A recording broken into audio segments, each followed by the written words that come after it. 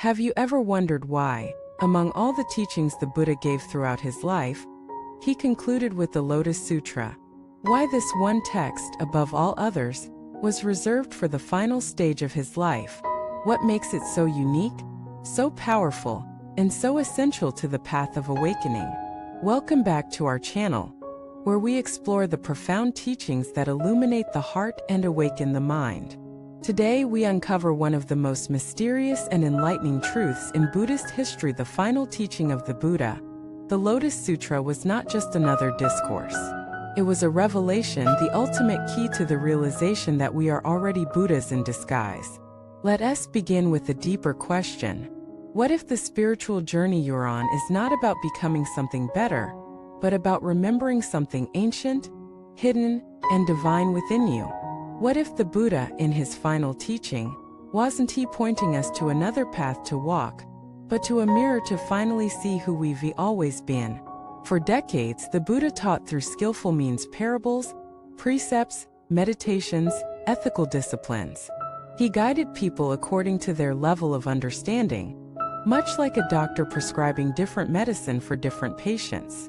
But near the end of his life, he gathered his disciples and offered a teaching unlike any other. This was not a step-by-step guide. It was not a moral instruction.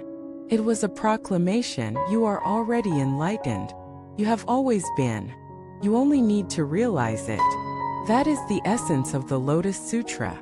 It declares that every being, no matter how lost, flawed, or ordinary they may seem, carries within them the full potential of Buddhahood. Not someday, not in another life, now. And that changes everything. Think about it.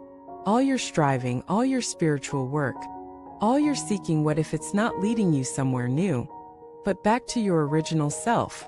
A self that is radiant, a self that is whole, a self that is Buddha. But why did the Buddha wait until the end to reveal this? Because the truth is too powerful for the unprepared mind. If you tell someone too early that they are already Buddha, they may fall into pride, delusion, or laziness. They may mistake intellectual understanding for actual realization. So the Buddha, in his compassion, guided his followers step by step, layer by layer, until they were ready. Until you were ready. And maybe, just maybe, you're ready now. Let us explore the core messages of the Lotus Sutra and how they reveal the deepest secret of awakening. The first revelation is this: all beings have Buddha nature. No exceptions. Not only the saints, the monks, or the mystics, but the doubters, the strugglers, the broken-hearted, the criminals, the lost. Each one holds within them the seed of awakening. And when that seed is nurtured not with guilt, but with love, it blooms. This is not motivational talk. This is Dharma. This is truth. And once you see it, you can never look at another being the same way again. The beggar is Buddha. The angry boss is Buddha. The child throwing a tantrum is Buddha. The addict is Buddha. They've simply forgotten. And so have you. The Lotus Sutra is the gentle voice that whispers, wake up. Remember. Come home. The second revelation is this: there is only one vehicle, the Buddha vehicle. In earlier teachings, the Buddha described different paths: the path of the disciple, the path of the solitary sage, the path of the bodhisattva.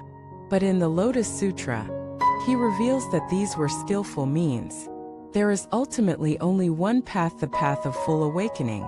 And you are already on it. Right now. No matter where you are in life, no matter how far you think you've strayed, you are walking the Buddha path. Every mistake is part of it. Every heartbreak is part of it. Every tear is part of it. Nothing is wasted. Nothing is outside the path. Because the path is life itself. And when you understand that, every moment becomes sacred. Every breath becomes a chant. Every act becomes a prayer. The third revelation: even the Buddha's teachings are not ultimate. This is shocking for many. The Buddha himself says in the Lotus Sutra that the teachings he gave were provisional, like a raft to cross the river, but not the shore itself. Once you cross, you don't carry the raft on your back. You leave it behind. What does this mean for you? It means don't get attached to forms. Don't cling to concepts. Don't worship the finger pointing to the moon, see the moon. Even the Dharma, if clung to, becomes a hindrance. Real truth cannot be trapped in words. It must be lived. It must be embodied. And that embodiment begins the moment you let go of seeking. Because the one who seeks the Buddha is the Buddha. The fourth revelation, the power of faith and vow. The Lotus Sutra places immense power in the Bodhisattva vow. To awaken not just for yourself, but for all beings. To live not from fear but from love. To walk not alone but as a light to others. This vow gives your life a new direction. It transforms suffering into fuel. It turns wounds into wisdom. Because when you live for something greater than your ego, you rise above it. And this is the secret the Buddha revealed before he left the world. Your life is already sacred. Your heart already holds the universe. Your being is already enough. So what does this mean for your path? It means you can stop trying to be spiritual and start being real. It means you can stop chasing enlightenment like a prize and begin recognizing it in your morning coffee, your child's laugh, your tears in the dark. It means you can stop punishing yourself for your imperfections and bow to them as teachers. Because the moment you do, you become what you always were. Awake, alive, free. The Lotus Sutra is not a book. It is a mirror. And it asks you again and again, can you see who you truly are? Can you see beyond your wounds, beyond your roles, beyond your thoughts? Can you see the Buddha that has been waiting patiently behind your eyes? Because once you do, nothing will ever be the same. Not because the world changes, but because you do. You stop fighting life. You start embracing it. You stop fearing death. You start living fully. You stop seeking approval. You start shining naturally. And the world becomes what it always was, a lotus blooming in the muddy water. Beautiful, ephemeral, sacred, exactly as it is. Thank you for watching this video. If this truth echoed in your heart, let us know in the comments. Like, subscribe, and share this with someone ready to awaken. Until next time, walk in peace, trust your light, and remember you have always been enough.